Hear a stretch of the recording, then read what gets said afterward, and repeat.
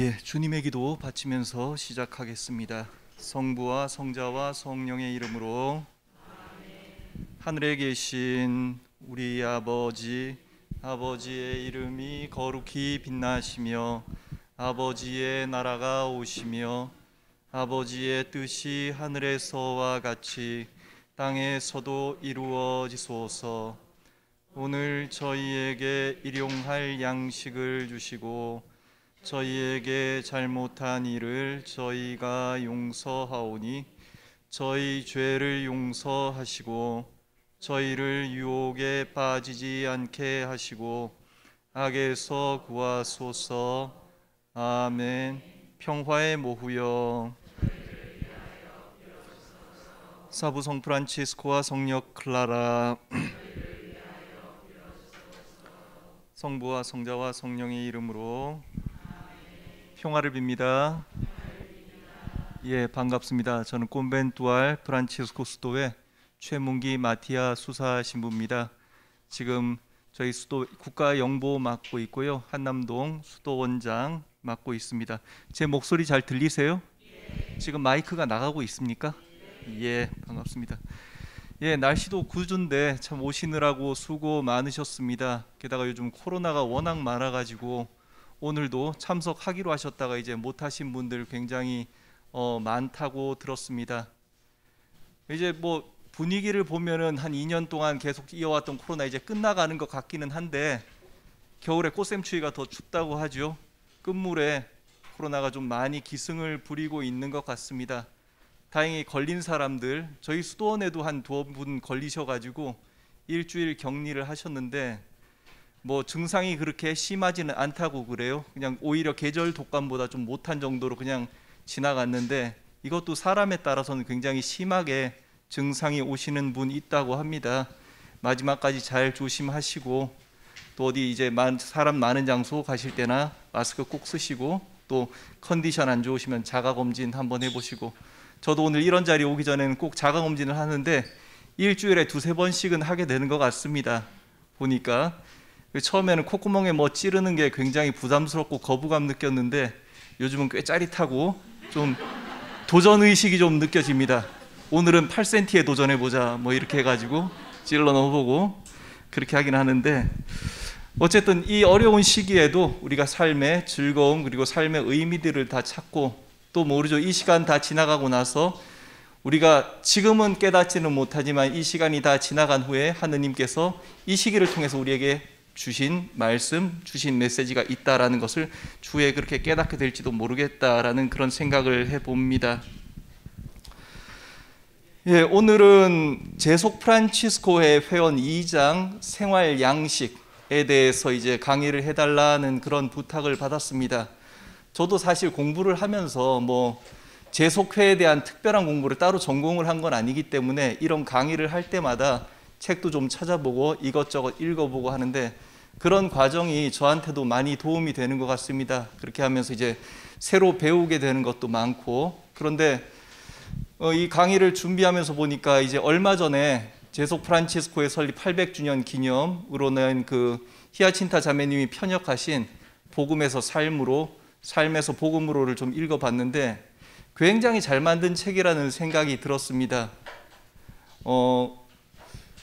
부피가, 그러니까 양이 좀 많아서 이제 읽으실 분들이 조금 부담을 느끼실지는 모르겠는데 그게 결코 양이 많지가 않은 게 그 책 한 권을 읽기 위해서 다른 어떤 참고 서적이 필요 없을 정도로, 그러니까 그 책 한 권만 있으면 될 정도로, 비유하자면은 고등학교 때 교과서하고 참고서하고 문제풀이집하고 그리고 요약집까지 다 한 권으로 묶여져 있는, 그래서 굉장히 친절한 안내서고 그 참고서라는 그런 생각이 들었습니다. 천천히 그 내용만 따라가 보면은 크게 고민하지 않고 굉장히 깊은 이해까지 도달할 수 있는 굉장히 친절하게 쓰여진 그런 교재라는 그런 생각이 들었습니다.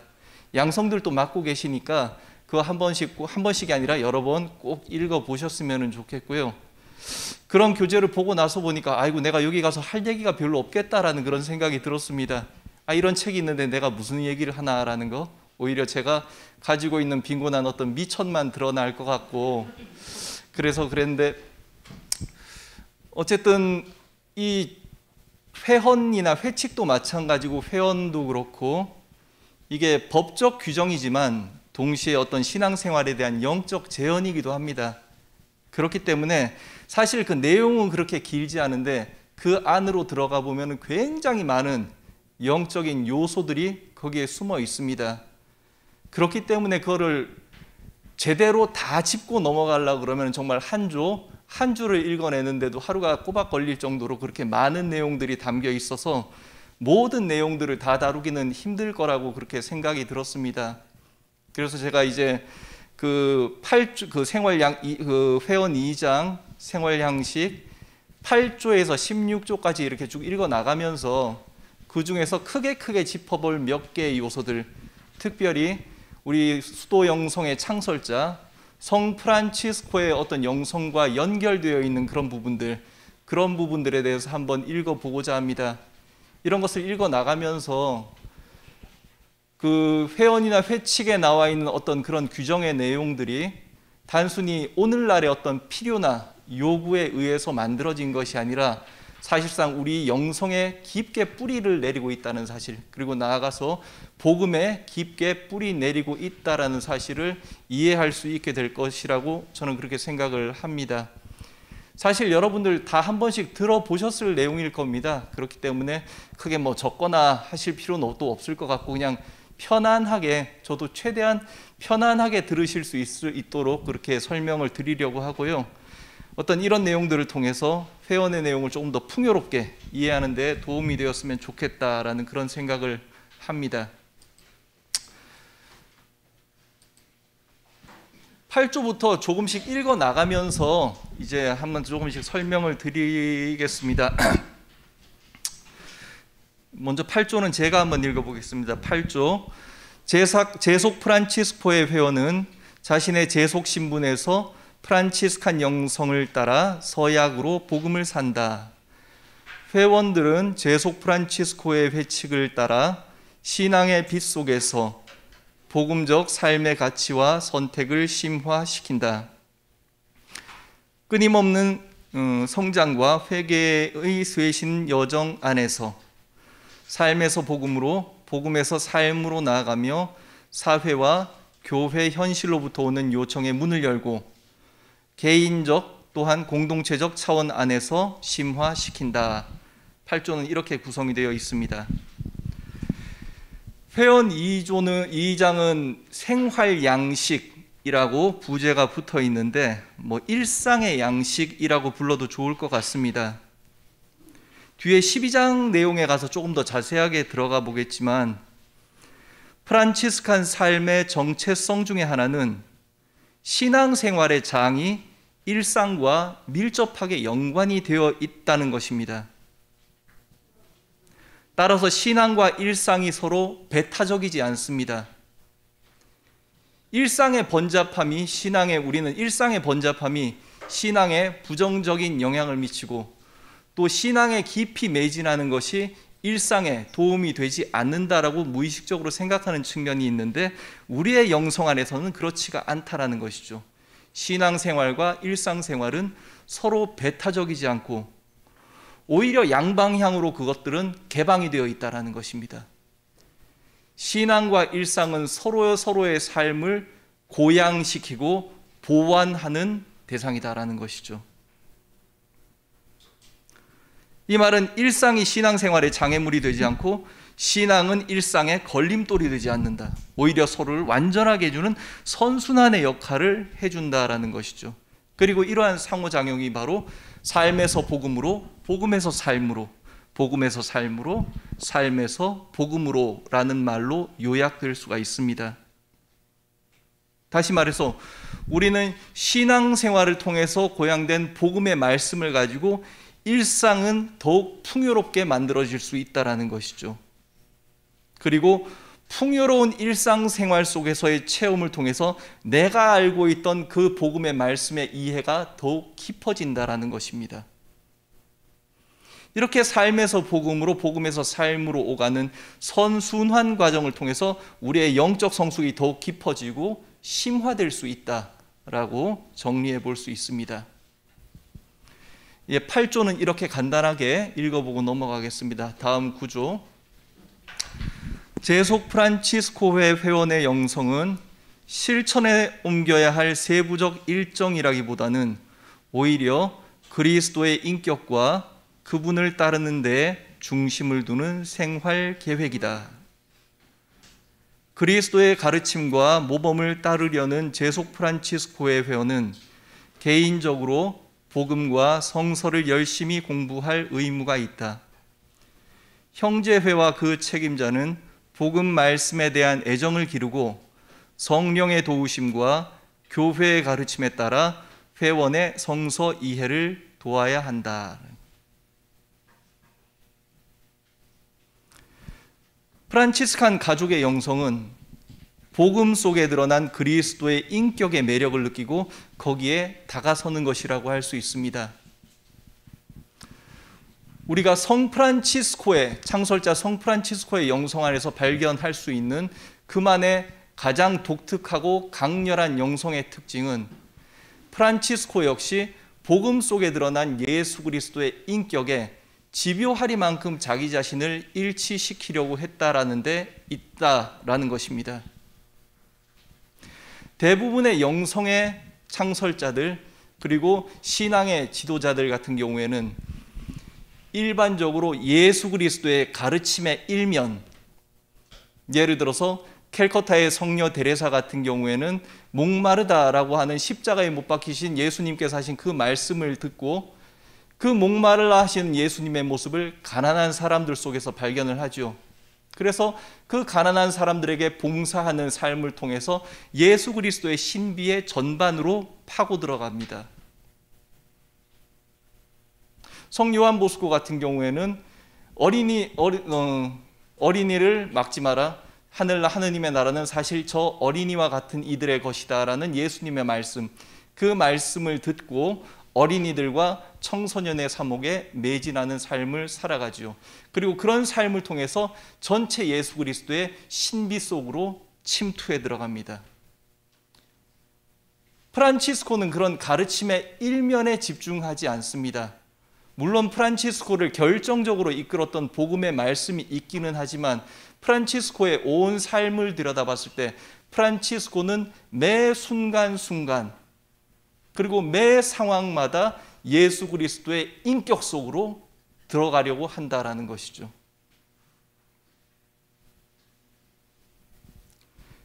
프란치스칸 가족의 영성 역시 이러한 창설자 프란치스코의 영성을 충실하게 이어받아서 복음 속에서 드러난 그분의 인격에 우리 자신을 일치시키려고 한다는, 그리고 그것을 실천하는 구체적인 방식은 우리에게 그 그리스도의 인격을 제시하는 복음을 자주 읽는 것이다 라고 제속회 회칙에서 드러납니다. 제속회 회원들은 특별히 복음을 자주 읽어야 한다라는 것이죠.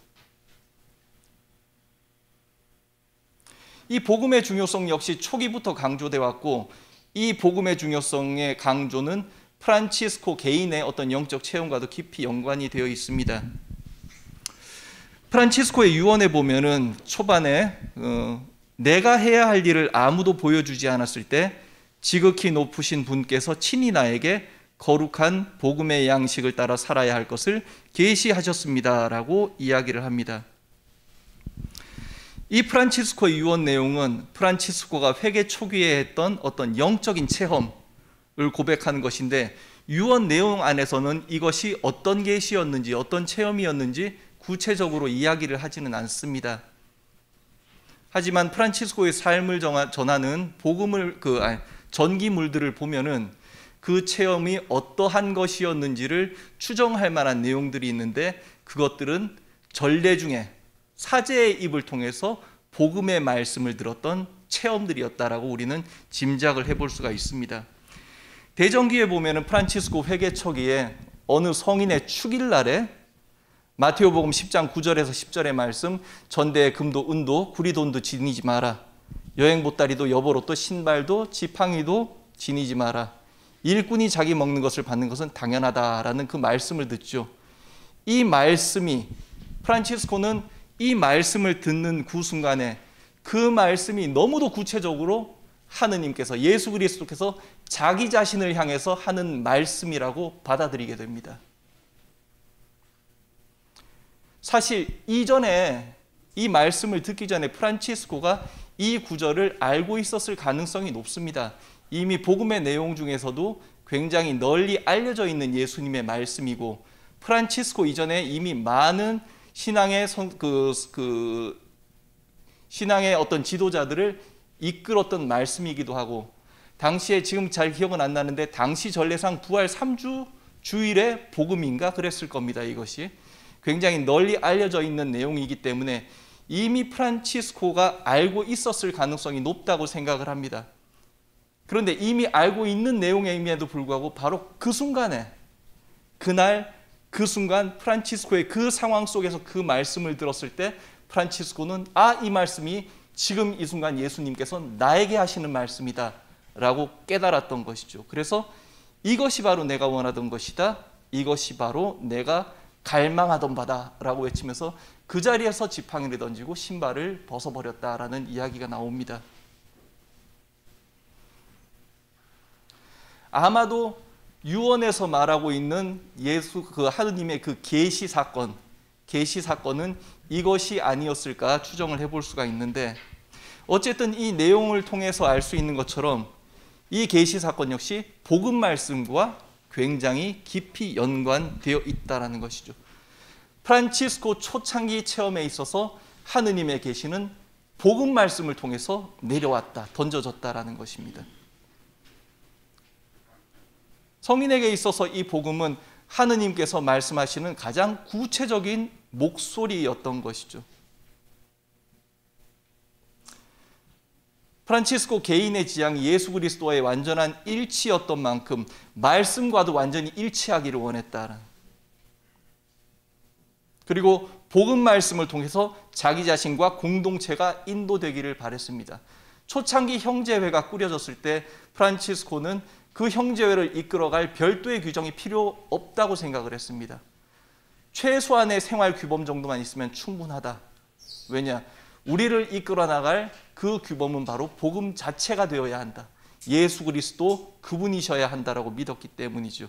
하지만 교회 그 형제회가 커지고 제도화되는 과정에서 형제들을 위해서 물론 회칙을 쓰지 않을 수 없었지만 초창기의 프란치스코 이상은 복음 중심적이었다라는 것입니다. 성인에게 있어서 성경, 특히 이 복음 말씀은 단순히 도덕적인 기준이 아니라 모든 관습이나 세상의 법 상위에 있는 삶의 최고의 규범이었던 것입니다.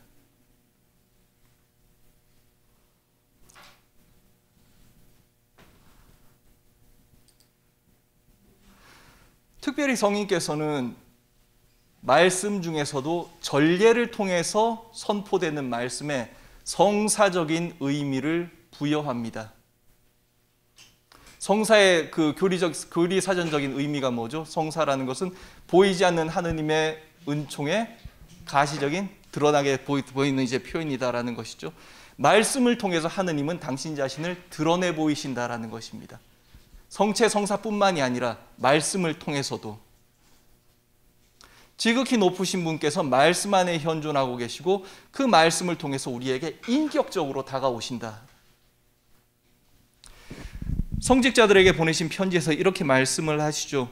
우리가 죽음에서 생명으로 구원된 그분의 몸과 피와 이름과 말씀이 아니고서는 우리는 이 세상에서 지극히 높으신 분을 육체적으로 모실 수도 없고 볼 수도 없습니다.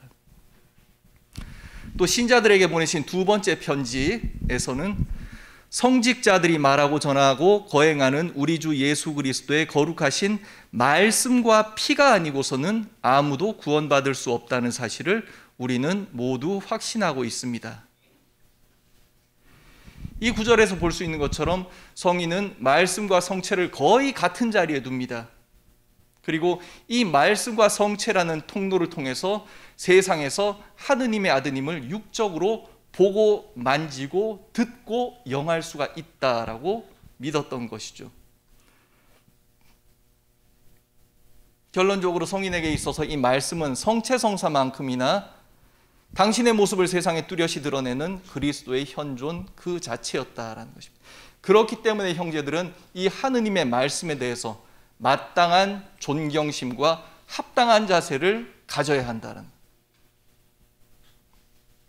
성체성사를 통해서 우리가 느낄 수 있는 하느님의 사랑, 지금은 하늘에 올라 하느님의 오른쪽 영광 중에 계시면서도 인간에 대한 끝없는 사랑으로, 인간 구원에 대한 끝없는 열망으로 매일매일 당신 자신을 빵과 포도주의 하찮은 형상에 내어주시면서까지 우리 곁으로 오시는 예수 그리스도의 사랑, 그것을 체험하고 있는 것처럼 이 말씀 역시 그렇게 우리에게 오신다라는 것이죠.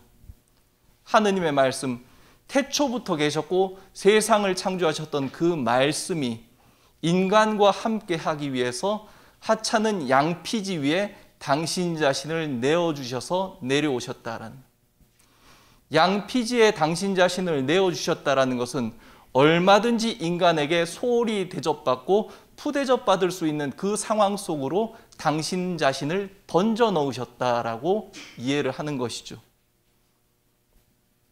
그렇게 인간의 부주의나 무관심이나 멸시의 위협에 끊임없이 당신 자신을 노출시키면서까지 인간과의 친교를 이루시기 위해서 우리 곁으로 내려오는 그 말씀에 합당한 존경심과 경외심을 가져야 한다라는 것입니다.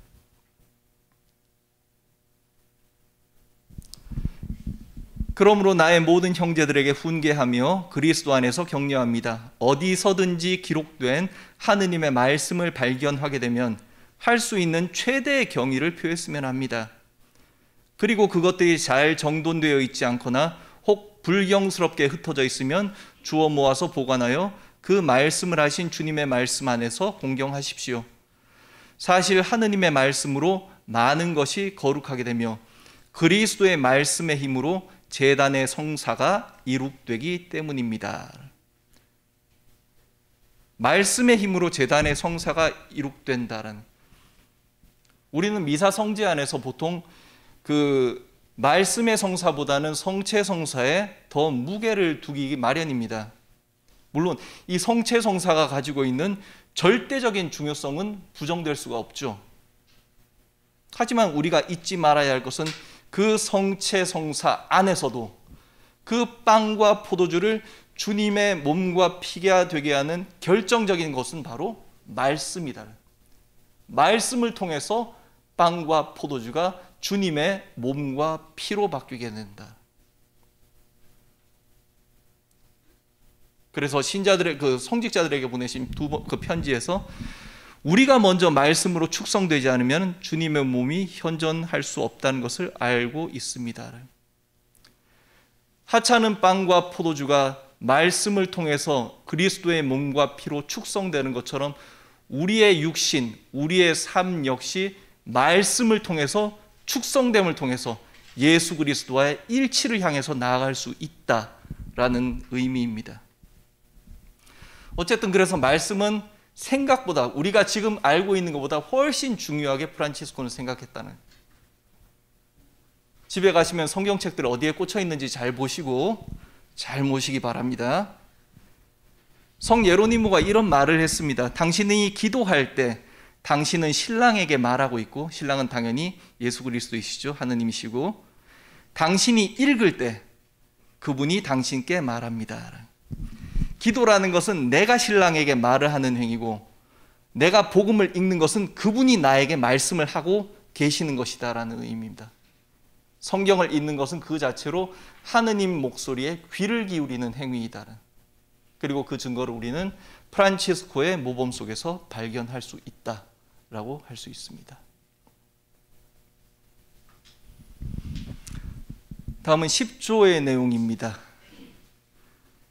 죽음을 이기시고 부활하셨으며 하느님 사랑의 최고 표현인 가난하고 십자가에 못 박히신 그리스도는 프란치스코의 모범을 따르는 삶과 사랑과 고통에 대해 배우게 되는 교과서이다. 그분 안에서 회원은 정의 때문에 겪는 갈등의 가치와 일상생활의 어려움과 십자가의 의미를 수용하게 되고, 그분과 함께 어떤 어려운 상황 안에서도 성부의 뜻을 받아들인다. 더불어 인간의 존엄성에 반대되는 교설들을 거부하며 프란치스칸 정신의 평화로움을 살게 된다. 10장에서 주위에서 지켜봐야 할 영적인 요소는 바로 순종입니다. 왜냐하면 가난하고 십자가에 못 박히신 그리스도 안에서 가장 뚜렷하게 드러나는 덕행의 모범이 바로 순종이기 때문이죠. 따지고 보면 순종에도 굉장히 많은 종류가 있습니다. 군대나 직장같이 어떤 계급사회에서 체험되는 상명하복의 순종도 있고, 또 더 강한 자들 아래서 이제 약자가 겪게 되는 어떤 압제 속의 순종도 있습니다. 하지만 예수 그리스도께서 십자가에서 보여주신 그 순종은 그러한 것과는 다르다라는 것이죠. 회칙 10조에 보면은 그 서두에 그러한 예수 그리스도의 순종, 십자가에서 보여주신 예수 그리스도의 순종에 대해서 구원자적 순종이다라고 정의를 하고 있습니다. 그것은 세상을 구원하는 순종이다. 이 예수님의 순종, 세상을 구원하는 순종에 대해서 바오로 사도는 필립비서 2장 그리스도 찬가에서 그 그리스도의 육화 사건을 언급하면서 다음과 같이 정의하죠.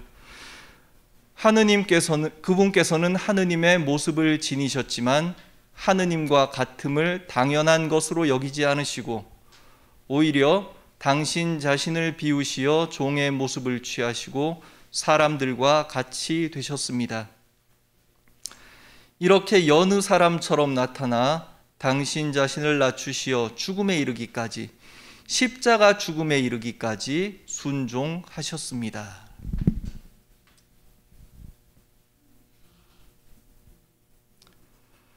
바오로 사도는 예수님께서는 순종의 삶을 사셨다는, 태어나셔서 십자가의 죽음에 이르기까지 그분은 순종하신 분이시다.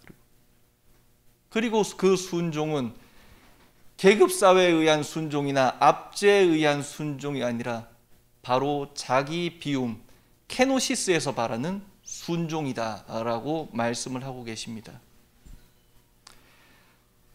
바오로 사도가 말하는 그리스도 창가에서 당신 자신을 비우셨다, 당신은 자신을 비우셨다, 이 비우셨다라는 말에 그리스도 동사는 에케노센이라는 동사가 있는데 이 에케노센의 명사형이 바로 케노시스입니다. 비움. 그리고 이 케노시스, 자기 비움에서 바라는 순종이야말로 세상을 구원하는 구원자적인 순종이 된다라고 이야기를 하고 있습니다. 마르코복음 7장에 보면 시리아 페니키아 여인의 이야기가 나옵니다. 예수님께서 그 이스라엘 북부 지방 디로와 시돈 지방을 지나고 계실 때 그 딸이 병석에 누운 딸을 가진 어머니가 찾아오지요. 어머니가 찾아오는데 예수님께서 참 이 어머니를 매몰차게 대하십니다. 백인대장의 종이 병이 났을 때는 내가 가서 치료해 주겠습니다 라고 해서 백인대장이 아이고 그러실 필요 없습니다 라고 말릴 정도로 적극적이셨는데 이 어머니의 애원을 예수님께서 못 들은 척하고 가시죠. 그리고 그래도 이 어머니가 계속 소리를 지르면서 따라오자 제자들이 아이고 저 여인 좀 되돌려 보내십시오 라고 예수님께서 말씀하셔서 가까스로 이 어머니가 예수님 앞으로 나오게 되는데 이 어머니 앞에서 참 잔인한 말씀을 하십니다. 어떻게 들으면은 자녀가 먹을 빵을 강아지에게 던져주는 것은 옳지 않습니다 라고 이야기를 할 때 이 여인은 예 그렇습니다 주님, 하지만 강아지도 그 상에서 떨어진 부스러기는 먹을 수 있습니다 라고 이야기를 하죠. 어떻게 보면 인간적으로 굉장히 자존심 상하고 기분 나쁠 수 있는 이 말을 이 여인은 받아들입니다. 받아들이는 이유는 이 여인의 마음속에는 지금 나 자신에 대한 어떤 인격에 대한 자존심 그리고 스스로에 대한 자긍심 같은 것은 전혀 자리하지 않고 있다는, 이 어머니의 마음속에는 지금 병석에서 신음하고 있는 그 딸에 대한 연민으로 가득 차 있다는 것입니다. 그렇기 때문에 상 밑에서 떨어진 빵 부스러기를 주워 먹는 그 강아지의 삶을 받아들일 수 있다.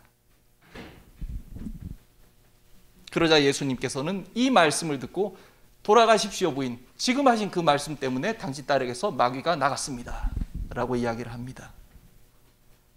세상을 구원하는 케노시스의 순종, 이 어머니의 모습에서도 우리가 찾아볼 수 있는 것이죠. 이 구원자적 순종이 바로 세상을 구원하는 이 케노시스의 사랑이 되는 이유는 세상의 모든 악이 바로 불순종에서 시작되었기 때문이다라고 프란치스코는 이야기를 하고 있습니다. 특히 권고 2장에서 자기 의지를 자기의 것으로 하는 악이라는 부제가 붙은 이 권고 2장에 대해서 프란치스코는 불순종에 대해서 이야기를 하는데, 특히 창세기 2장 16절과 17절 사이의 내용을 언급하면서 인간의 그 근원적인 죄, 원죄가 바로 불순종에서 시작되었다라고 이야기를 하고 있습니다.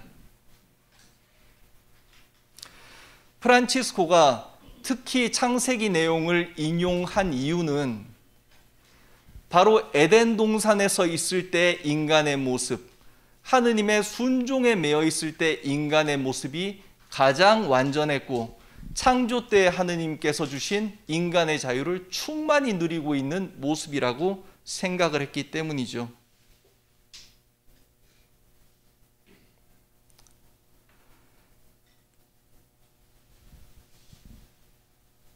프란치스코는 권고 2장에서 이렇게 이야기를 합니다. 아담이 순종을 거스르지 않았을 때에는 죄를 짓지 않았으므로 동산에 있었던 모든 나무에서 열매를 따먹을 수 있었습니다. 하느님께서 주신 은총을 충만히 누리는 상태는 바로 순종에 매여 있을 때다. 그런데 자기 의지를 자기의 소유로 하면서 그 자유를 모두 상실해 버렸다라는 거예요. 우리가 신앙 안에서 죄라고 하는 것, 우리는 죄인입니다라고 죄라고 하는 것은 어떤 법이나 어떤 사회적인 규율을 어긴 범법, 어떤 법적인 그리고 윤리적인 범법 행위를 의미하는 것은 아닙니다. 우리가 신앙 안에서 말하는 죄라는 것은 하느님과 인간과의 관계를 끊어버리는 죄, 그리고 하느님의 말씀을 거부해서 하느님께서 하느님을 주인으로 받아들이지 않는 것을 의미합니다. 하느님과의 관계를 단절함과 동시에 무엇이 선하고 무엇이 악한가, 무엇이 옳고 무엇이 그른가를 자기 스스로 결정하려고 하는 것이고, 그러한 결정에 어떠한 제한도 받지 않겠다고 하는 교만, 한마디로 말해서 하느님의 주권을 인정하지 않는 것, 이것이 바로 우리 삶에서 신앙에서 말하는 죄의 본질이라고 할 수 있습니다. 그런 사람을 일컬어서 프란치스코는 자기 의지를 자기의 것으로 삼고 자기 안에서 주님께서 말씀하시고 이루시는 선을 자랑하는 사람이라고 부르고 있습니다. 자기 의지에 대한 그릇된 소유는 하느님께서 주신 그 자유를 남용을 하는 것이고 인간의 완성을 방해하는 죄가 된다라는 것이죠. 결국 악마의 꼬임에 빠진 노예 신세가 되는 것이다 라고 권고 2장에서 이야기를 하고 있습니다.